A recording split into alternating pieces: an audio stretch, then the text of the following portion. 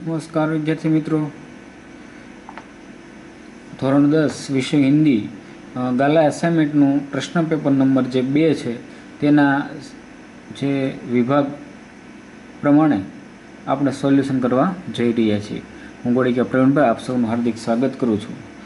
વિદ્યાર્થી મિત્રો, આપણે વિભાગ એ, બી, સી, ડી એ પ્રમાણેના જે વિભાગો છે તેનું સંપૂર્ણ સોલ્યુશન આપણે વિડીયોના મારફતે કરવા જઈ રહ્યા છીએ। તમે જોઈ શકો કે વિભાગ એ એના ગદ્ય વિભાગ એના કેટલાક પ્રશ્નો છે એ આપણે જોઈએ। હું પ્રશ્ન અને જવાબ બંને કહેતો હોઈશ। પહેલાં એવું છે विभाग એની અંદર कि निम्नलिखित प्रश्नों के नीचे दिए गए विकल्पों में से सही विकल्प चुनकर उत्तर दीजिए। जो 3 मार्क में थे, इसमें पहला प्रश्न ऐसा था कि एक प्रश्न 4 उत्तर पाठ में लेखक के पहले मित्र कौन थे। तो इसका उत्तर है, यहाँ आप देख सकते हैं, वृद्ध ईसाई पादरी। दूसरा प्रश्न है, संस्कृत भाषा के महान कवि कौन थे। तो इसका उत्तर है कालिदास, जो भी यहाँ लिखा है। तीसरा है, सुधा कुलकर्णी को साक्षात्कार के लिए कहाँ बुलाया गया। तो इसका उत्तर है पूना। उसके बाद है, सही विकल्प चुनकर रिक्त स्थानों की पूर्ति कीजिए। चौथा क्रम में है, इसमें पहले है रिक्त स्थान कि आंद्रे गीत खाली जगह के लेखक है। तो इसमें उत्तर आएगा फ्रांसीसी। पांचवा है, प्रोफेसर रामेश का ड्रीम प्रोजेक्ट। तो उसका उत्तर है मानव प्रक्षेपण यंत्र बनाना था। उसके बाद है, रामप्रसाद बिस्मिल के गुरु का नाम श्री सोमदेव था। उसके बाद है, निम्नलिखित वाक्यों में से सही वाक्यांश चुनकर पूरा वाक्य फिर से लिखिए। इसमें 7वां पहला, असली बात जानने का यह तरीका नहीं है। यह वाक्य नंदन ने कहा। उसके बाद, जो लंबा भाषण कर सकता है उसके लिए जवाब देना बड़ा आसान होता है। उसके बाद है, एल्बम भेजने के लिए पत्र कोलकाता के मारवाड़ी सेठ ने लिखा था। तो इस तरह हमने सही विकल्प चुने, वाक्यांश। उसके बाद है, निम्नलिखित प्रश्नों के उत्तर एक एक वाक्य में लिखिए। इसमें पहला यानी कि 10वां क्रम, लोग अंतःकरण की अमीरी की सुगंध कब खो देते हैं। तो उसका उत्तर है, जब लोग अमीर बनने के कृत्रिम चाव में फंस जाते हैं तब वे अंतःकरण की अमीरी की सुगंध खो देते हैं। 11वां है, गला फाड़ फाड़ कर कौन रोता था। गला फाड़कर बूढ़ी काकी रोती थी। उसके बाद देखते हैं, निम्नलिखित प्रश्नों का उत्तर 2-3 वाक्यों में लिखिए। इसमें पहला है यानी कि 12वां, हमारे देश में किस प्रकार जागृति आ सकती है। तो हमारे देश के लोग अपने काम में गर्व नहीं लेते। इसके अलावा वे अपनी जिम्मेदारी भी नहीं समझते।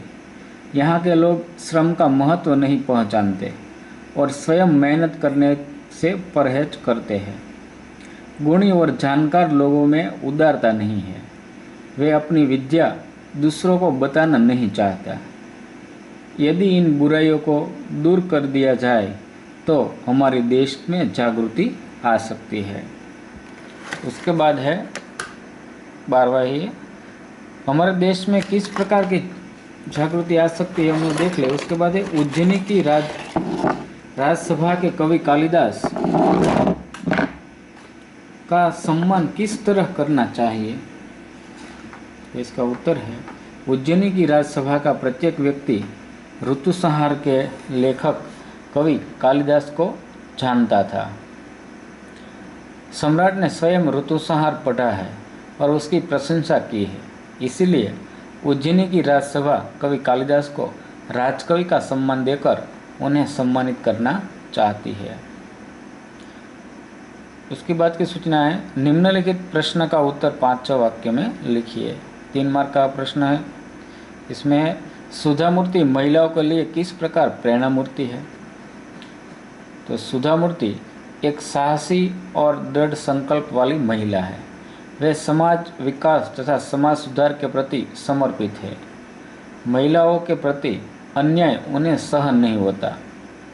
टेल्को यानी कि टाटा की ओर से इंजीनियर की आवश्यकता वाले विज्ञापन में महिलाओं के लिए आवेदन न करने वाले वाक्य के खिलाफ उन्हें आवाज़ उठाई और टेल्को में इंजीनियर के पद पर पहली महिला के रूप में उनकी नियुक्ति हुई।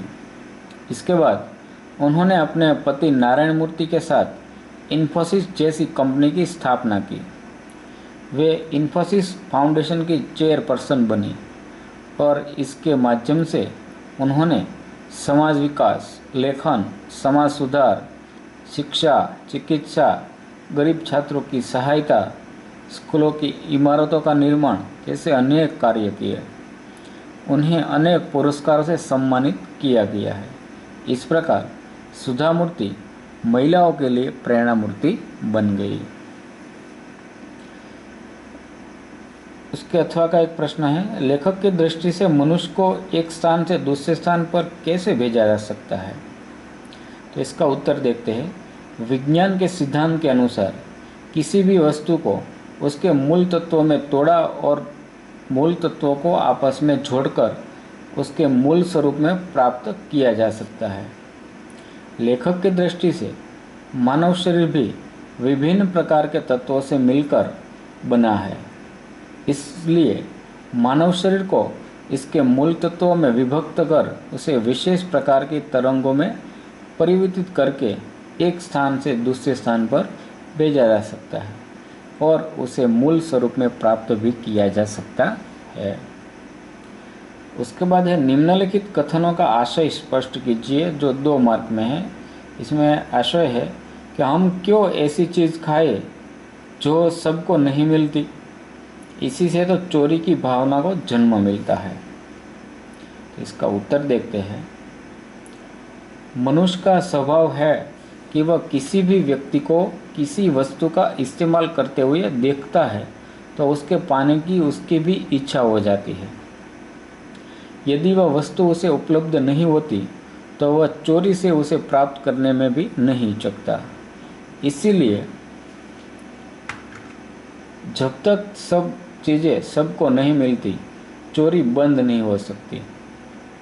चोरी की भावना पनपने न देखने का एक उपाय है कि लोगों को ऐसी चीज़ों का उपयोग करने से बचना चाहिए जो सबको उपलब्ध नहीं हो पाती।